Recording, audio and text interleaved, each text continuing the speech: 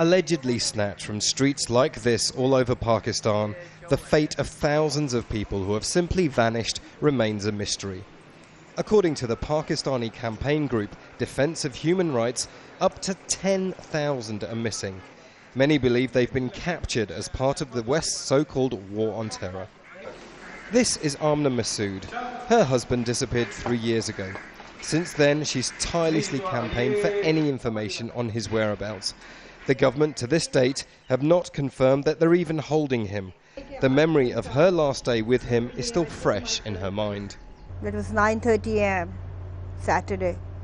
We had breakfast together and he was, as usual, in a jolly mood. He's a very happy person, very lively person. I'm his life partner. What can you expect even when your husband is missing or like this for 3 days? It's a hell. What can you say about 3 years?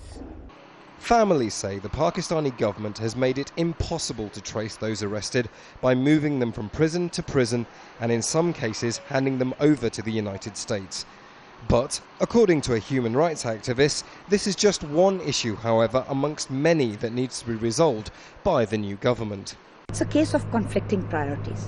You know, will they look at the shortage of wheat, the fuel prices going through the ceiling, the energy crisis, there's no power right now as we speak, or should they look at missing persons? For me, it is a high priority. For those who've lost their loved ones 7 years ago or 2 years ago or 3 years ago, it is a huge priority.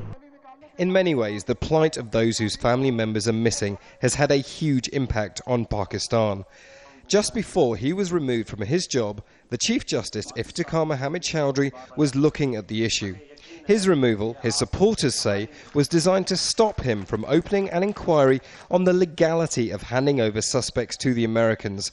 His removal sparked a wave of protest across the country and ultimately weakened Musharraf's government to the point where he was forced to resign as head of the military and called new elections.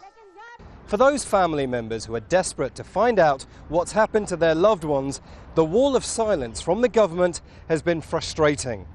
Many thought that a new government would bring closure to the issue. That's not happened, and the pain of not knowing still goes on. Imran Khan, Al Jazeera, Islamabad.